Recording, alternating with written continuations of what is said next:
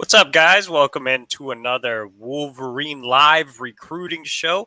I'm your host, EJ Holland. Alongside me is my co pilot, Zach Libby. And before we dive into this week's show, we do have a couple of announcements. Like this video and subscribe to the Wolverine YouTube channel. That is completely free. And if you like this video, it helps us get in front of other Michigan fans, helps get more discussion in the comment box. So make sure to give this video a like. Also, if you are not a subscriber to the Wolverine.com, now is the time to do that. We actually have a new promotion running right now. And it's sorry, I have to look at my phone because I don't remember the promotion. But the promotion is $10 for 4 months. So we're running a spring ball special. $10 for 4 months gets you premium insider recruiting information, team information, basketball recruiting, NIL transfer portal, and so much more. Plus, you get to be part of a vibrant message board community featuring more than 8,000 unique individual members. So come join right now for $10 for 4 months. Take advantage of that deal. It is a limited time offer. I believe it is actually, according to my phone, only this week. So you only have this week to sign up. So make sure to do that. That's pretty much it on my end for promotional aspects. Zach, how are you feeling after you losing the popular vote and getting dominated by myself in last week's fantasy Michigan recruiting draft? I got a lot of heckles or jeers from drafting some of these guys, but the tape doesn't lie about a few in particular. So I like my squad. It's as long as I hold dear to my opinions, and that's what matters. I believe the popular vote was around 75-25 or something like that. So it seems like Zach's team definitely doesn't have a shot, especially with his two tight ends, unfortunately. Probably the worst part of his draft. But we're not here to make fun of Libby, though you can continue to jeer him, I guess, on social media and in the YouTube comments. If you missed last week's show, we did something unique where we drafted Michigan targets. And, of course, Zach tried to cheat and took some players that were on the fringe of being eligible and still got dominated. So if you want to watch last week's show, please go do that. It was a lot of fun. It was a good way for us to get to know more of the 24 recruits, for you guys to get to know more of the 24 recruits and why we are high on them. All right. So this week's show, we're going to talk about some big time targets, some definite movement. And before we do that, we actually have a super chat. And remember, guys, that's the announcement I forgot to say early in the show.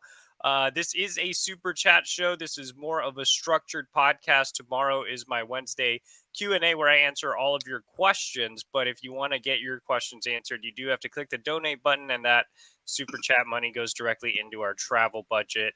And it helps us get on the road. And both Libby and I were on the road bringing you exclusive scoops over at thewolverine.com. All right, Shane Johnson, $4.99 super chat. Shout out to Shane. Our producer Hutch failed us again with no Ric Flair gift, so he's sleeping on the job today. Lots of Jaden Davis chatter on Ohio sites. Should we be worried? And is he coming to Michigan for the spring game? And would he have to commit then to get him in the class? Sorry, I cannot read today, apparently. Look, I know Ohio State is feeling a little better about Jaden Davis, but there was no way to go but up for Jaden Davis. Remember, they burned a lot of bridges in that recruitment when it seemed like Jaden Davis was their guy last year. Instead, they ended up getting a commitment from Dylan Raiola. And of course, things kind of fell apart with Davis after that. Fast forward to now, and Raiola is back on the open market after decommitting from Ohio State. And the Buckeyes have circled back to Jaden Davis. Ryan Day visited Providence Day School last month to check in on Davis. So I do think that there could be some more interest in Ohio State. The more they're able to mend those fences, then maybe.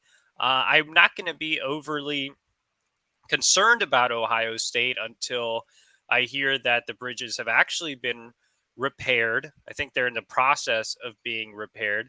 And he makes it out to Columbus for a visit. If he makes it out to Columbus for a visit, then yeah, it's definitely uh, time to get worried about Ohio State. But as of today, I'm not overly concerned. It is the dead period, so it's not like Davis can go anywhere. We still have more than a week to go before the end of the dead period. And then I think we'll learn a lot more about his recruitment. As things stand right now, again, Michigan, I still believe, has the lead, but we'll see. And like I've mentioned before, I think this recruitment could go into spring, depending on what you classify spring as. I look at spring as March 1st, since that's the turn of the recruiting calendar. But I guess I was alerted that the official start date of spring on the actual calendar is March 20th.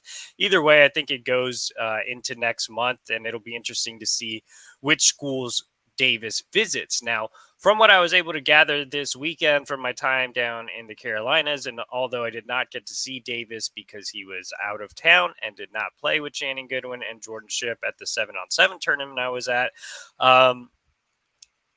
it seems that he does want to get back to Michigan, and that is expected to happen.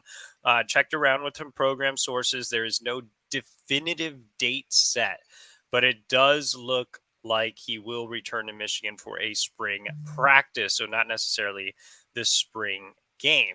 Now, when he returns for the spring practice, I think it is important for Michigan to get him to commit then or shortly thereafter.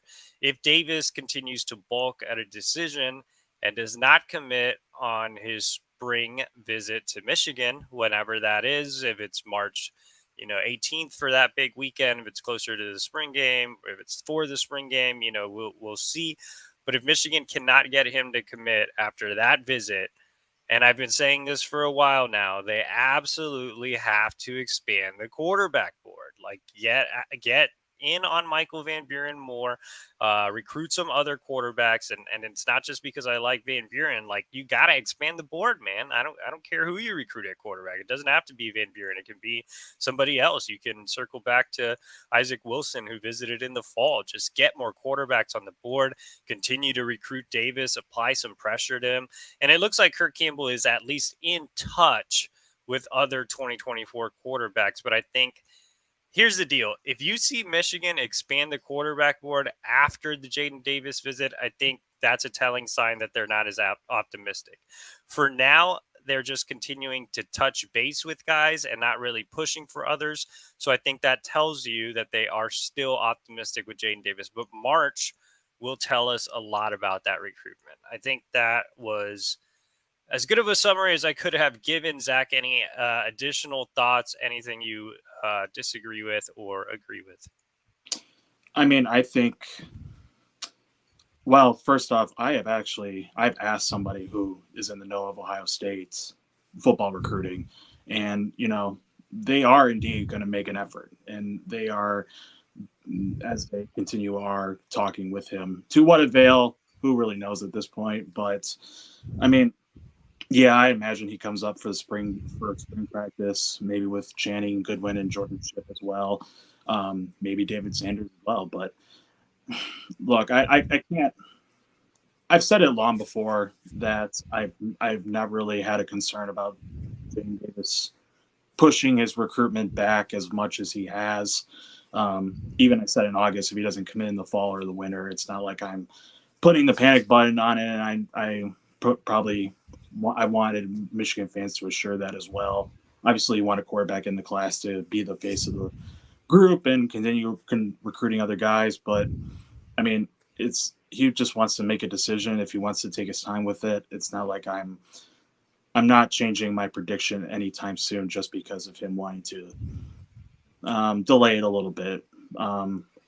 In terms of expanding the board, I think Michael Van Buren again is a good sign. Obviously, you've seen him quite enough, and I think we're both high on his ceiling. So as long as Michigan just stays in touch with guys like Van Buren and other guys like, I don't know, Michael Hawkins, or maybe offer a kid like Isaac Wilson, it's not a bad idea. It's actually a good idea, but not putting the panic button on Jane Davis, in my opinion, is just not the time right now.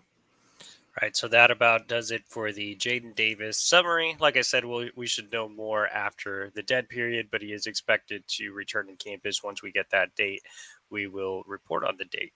And like I said, guys, it is the Super Chat show. I see others asking questions here. My Q&A is tomorrow night, so if you have a question today, you can follow in Shane Johnson's path and click the donate. Hit us with a Super Chat, and that money goes directly to our travel budget. All right, we do have some topics to get to. We've spent the first 10 minutes here talking about Jaden Davis, but we do have some important news to cover here in the world of Michigan recruiting. Starting off with Dylan Stewart, the nation's #1 edge out of Washington, D.C. As I first reported over at thewolverine.com, Dylan Stewart is set to make a return visit to Michigan. That visit will take place on March 18th. Stewart was last on campus last offseason, so it's been a while since he's been to Ann Arbor. Great job here by the Michigan staff, everybody involved in this recruitment just to get Stewart back on campus. And like I said, Michigan's a player here. When I went out to see Stewart in Washington a few weeks ago, he was very high on Michigan. I came back feeling like Michigan was firmly in his top group, and now obviously getting a return visit for the spring. Dylan Roney, Mike Elston, and even Mike Hart, who is the area recruiter in DC and has known Friendships head coach Mike Hunter for several years, have all made an impact on Stewart and those around him. He is a hellacious edge. He is very, very well built at 6'5", 235 pounds. We're talking about a really thick lower half, a thick upper half. He's definitely not your typical tall, lanky edge guy that needs to add weight. I mean, he's built like a tank. He was extremely impressive when I saw him last fall, and it's no surprise that he's a top 30 player on 3 of the 4 recruiting services, which would make him a 5-star at the end of the cycle, 24/7 with a garbage ranking there. But absolutely love Stewart. I think that a lot of people, on the site over at the Wolverine, and I'm sure in the YouTube comments, are saying, but EJ, he's so highly rated. What about NIL? Yeah, no, definitely, man. Like, NIL will likely be somewhat of a factor here. I mean, I'm not certainly not dismissing that at all. But here are a couple of things. One, Stewart really likes Michigan. He's paying on his own dime for the second time to get up to Ann Arbor. 2, he is a Michigan type of kid. He goes to a school that prides itself in academics as well. He's a soft-spoken, high academic kid. He knows what Michigan has done from an edge production standpoint. He really loves the NFL development. He's seen Aiden Hutchinson, David Ajabo, Mike Morris, guys like that really get developed at Michigan. And that's been, from what I've been able to gather, a huge selling point for Michigan is the developmental standpoint from the edge position. And that's something that's really resonating with Stewart. I do think that NIL could creep in like it always does, and you have NIL schools involved like South Carolina, which actually might have the lead in this recruitment right now. But I don't think Michigan is completely out of it. I do think at all. I mean, like I said, they're in the top group, but I do think they need to get that kind of base salary model going in, something to start getting NIL rolling. And I think if they are able to land Aaron Childs, that's a help. Childs and Stewart spent some time together at different camps last year. I saw them both at the Ray Lewis camp in Cleveland, and I think landing Childs would definitely help with Stewart. And on top of that, you can say, hey, here's a top 100 recruit from your own home region that you know really well, that you know is a monster linebacker. He committed to Michigan despite, the lack of a true NIL plan on the recruiting trail. And I'm sure Childs would be an active recruiter for Stewart. So I think getting Childs on board would help. I think this recruitment's going to go in for the long haul, so I wouldn't be surprised to see Stewart return for an official visit in the summer or something like that. But I think it's very significant that he's coming in for a spring visit. And, NIL is going to always be in the back of our minds. It scarred us last cycle for a good reason. But I do think Michigan's doing as good of a job recruiting Stewart as it can do. Zach, any additional thoughts on Stewart? I mean, yeah, having South Carolina in his group of schools that are standing out is a big deal, considering Sterling Lucas is the defensive end coach, and he's you've talked about him before. He's one of the best recruiters in the nation right now. With Ohio State, also, obviously Stewart went there for a visit, and Larry Johnson at Ohio State is also widely respected for his recruiting efforts. So, I think with Dylan Roney and Mike Hart keep going at it with this recruitment as the leaders, I think it shows, one, that Dylan Roney is probably one of the more underrated recruiters on Michigan's staff for how young he is, just being able to relate to these kids and having the, the motivations and the efforts to just go out in the country and, flex the development of Michigan. And then plus with Mike Hart, I think him as a recruiter, I think we've noticed what he can do on the trail in November during the contact period. So if, as well as the guys in 2024 that work hard at his position. So I think those two together can make some really good noise and just great communication and building up their relationship. Definitely. So let's go ahead and move on to another 5-star level prospect, and that is Justin Scott out of Chicago. Big-time defensive lineman, has an argument as the number one defensive lineman in the entire country. Scott actually was the number one overall pick in our draft last week and would have been the number one overall pick had I had that pick. Libby actually got him on the team and once again still lost. But anyway, let's talk about Justin Scott's recruitment. Let's throw it over to Zach, because Zach, you were just in Chicago a few days ago and had a chance to see Justin Scott at his basketball game. What can you tell the Michigan community about his recruitment and where the Wolverines stand? Yeah, so this is, I saw him a couple of weeks after he obviously pushed back his recruitment. The original plan was for the 31st of last month, which was his birthday, but now he's going to take it to after the official visits just to figure out who his top schools are, continuing relationships with each school, and just really settling down, just because he wants to experience this like every other high school recruit who's top in the nation. We also know that he's scheduled 2 official visits. The first is in Georgia in mid-April, and then the second is in June to Miami. Both defensive line coaches at Georgia and Miami have visited Scott. Miami in particular brought him down for a game in October, and Georgia saw him at a school in Chicago in January. With those 3 available official visits, he mentioned to me verbatim that it's Ohio State and Michigan. Notre Dame was not included for an official visit. Now, it's not to say that Notre Dame is out of it.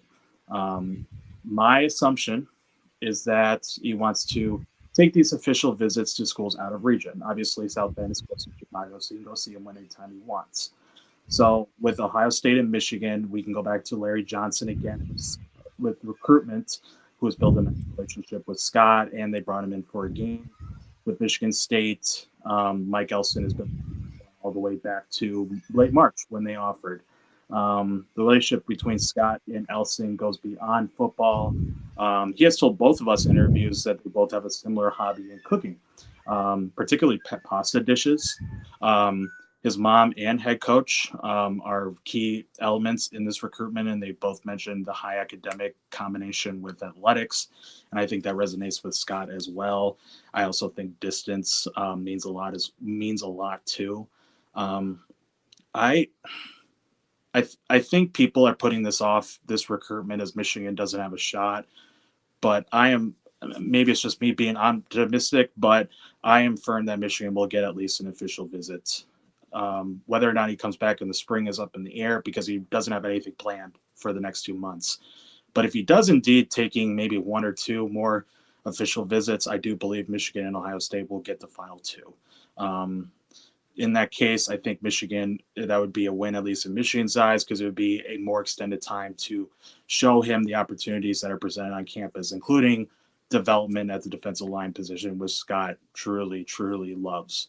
I think being able to be on campus for 2 days outside of just seeing the game for the Michigan State game when he last there, being around Elston more in person, seeing Elston's family, having his mom be around Elston more. I think moving forward, we'll know more about Scott's recruitment after the Georgia visit in April, just because the pushback date of the commitment happened around the time that Georgia offered, and I know they're gaining a lot of momentum.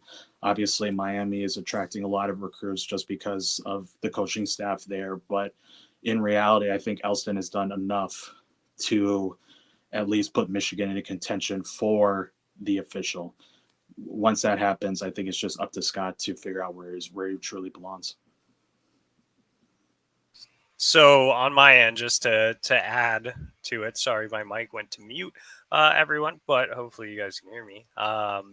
Just to add to it, I don't think that Michigan is out of it for Justin Scott at all. I think the decision pushback definitely helps. I know people are saying, well, look at this national report where Michigan wasn't mentioned. Like Libby just saw him 2 days ago, so and got it directly from the horse's mouth. He got it directly from Justin Scott. So I think it's positive that Michigan is being considered for that official visit. Now, in no way am I saying that I think Michigan leads or that I'm ready to put in a prediction. Not close at all. This is going to be an extremely tough recruitment to win. But Justin Scott, again, he is a high academic kid. He really likes what Michigan has to offer off the field. He likes Michigan's defensive line production and the way the defense played last year. There are some Michigan influences around St. Ignatius, and I think that helps as well. He originally wanted to stay closer to home, so I do think that proximity could help as well. But yeah, I mean, look, like I mentioned with Stewart, I think it would be very helpful for Michigan to get an NIL plan in place. Not that Stewart or Scott are super NIL kids, like that's all they care about. But I do think anything that can give Michigan a boost on that end, especially for two guys that are as highly touted as Stewart or Scott, is a must. We have been hearing soon with NIL for far too long. The dead period is almost over. These guys are going to make their spring visits. It is time to do something about NIL and stop saying soon. Jesus Christ. All right, next. What's the next topic? Jordan Shipp. All right, let's talk about Jordan Shipp, who is not as highly touted as Dylan Stewart and Justin Scott, but is a key target in the 2024 recruiting class. Jordan Shipp is a guy that was dominant when I saw him this past weekend out at the Myrtle Beach 7-on-7 tournament. Shipp was arguably the best player there outside of KJ Bolden, and I think you could argue that he was just on par with KJ Bolden, who is a 5-star defensive back out of Georgia. But Jordan Shipp, man, I mean, so impressive. I've been banging the drum for Jordan Shipp for a long time. We always talk about Jaden Davis because it's a quarterback. We talk about Shannon Goodwin a lot because he's a legacy recruit. And I think we forget that Jordan Shipp is just a great prospect in his own right. He didn't even have Jaden Davis at quarterback and was out there and put on a tremendous show. Like, he completely took over that tournament. And even when I saw him in game, a lot of Jaden Davis's stats, like if you look at Jaden Davis's yards, you're like, oh, wow, look, Jaden Davis 3 for 300 yards or whatever. That was a lot of Jordan Shipp taking short passes and turning them into big plays. Same with Channing Goodwin. So I think Jordan Shipp is, again, a terrific prospect in his own right. I have been saying that Jordan Shipp is very undervalued by the recruiting services. Looks like Rivals is the only one that has him as a top 300 player. On3 has him as a 3-star, 24/7 as a 3-star, and ESPN does not have him rated yet. which, ESPN is always an anomaly. But when you look at On3 and 24/7, I think both have them really undervalued. Both have them as high 3-star prospects, but I think Jordan Shipp is an easy 4-star prospect. He's 6'2", 183 pounds. He has really good size, great catch radius, very physical outside receiver, a guy that just catches everything in his vicinity. Super strong hands, maybe the strongest hands out of any wide receiver target on Michigan's 2024 recruiting board. So can't say enough good things about Jordan Shipp. I think he would be a very quality land for Ron Bellamy. In terms of his recruitment, he just released his top 8. No surprise, Michigan is included in that top 8. He's been to campus 3 times, including for the Michigan State game in October. He told me he's planning to make a return trip with Davis and Goodwin at some point this spring, probably for a spring practice next month, and not necessarily the spring game, but no date truly locked in. And you look at his top 8. I mean, it's not like there's a program really on par with Michigan, right? Like who am I really afraid of here? Maybe Kentucky. That's a school that both Goodwin and Shipp have talked highly of in the past. But the schools I'm probably the most concerned about are the in-state schools. I think it's really going to come down to whether or not Jordan Shipp wants to leave the region. Does he want to stay close to home? If he does, then I think it'll be one of North Carolina or NC State. Both schools have made him a top priority. Both schools have really, really impressed him and his family. So he has 2 options close to home. I think all the other schools are kind of irrelevant. I'm not really worried about them. But it's really, can he bring himself to leave home and go to Michigan? And I think the answer could be yes. I mean, he's been there so many times. He has a great relationship with Ron Bellamy. And Shipp, another, I keep saying high academic throughout the podcast, but he's another kid that fits the character mold. He was a team captain as a junior at Providence Day, which I think is a big deal. Jaden Davis wasn't a team captain. Shannon Goodwin wasn't a team captain. It was Jordan Shipp that was a team captain as a junior. He fits the mold of a Michigan man, and I think he knows that. I think it's just, hey, am I going to leave home or not leave home? I don't think that Jaden Davis's decision will make a huge impact on, let's say Jaden Davis goes elsewhere, right? I don't think that puts Michigan out of the race for Jordan Shipp. Definitely not for Channing Goodwin, who's a legacy recruit.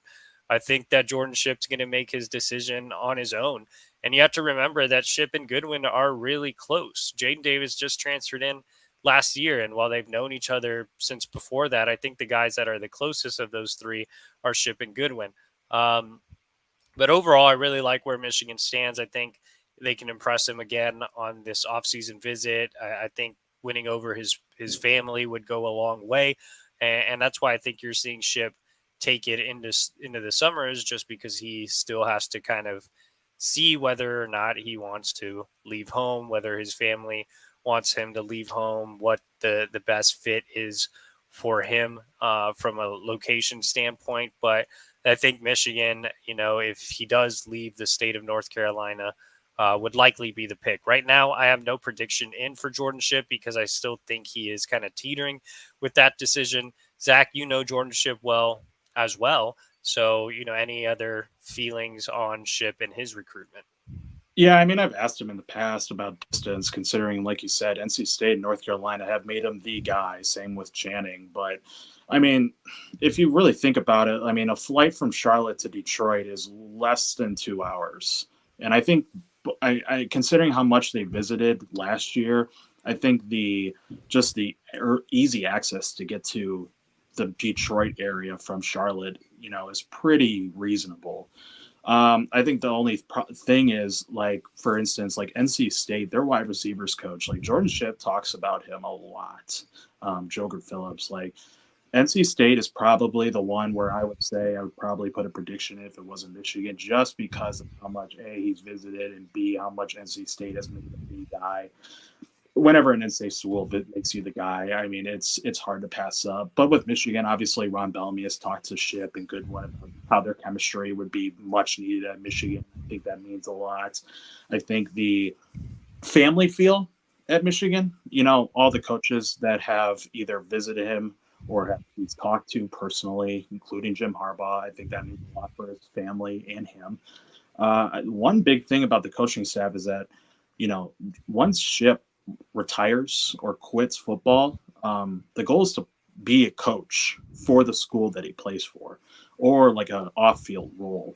And with Michigan, obviously, there's so many alumni that have played for Michigan and then have came back, and that's even the personnel staff like Denard Robinson, Chris Bryant, especially. He's talked about before about just sitting down with Chris, who's the director of high school relations, and just learning about how Michigan welcomes back former players and still wants them in around the facilities. I think that's something that Jordan really cares about.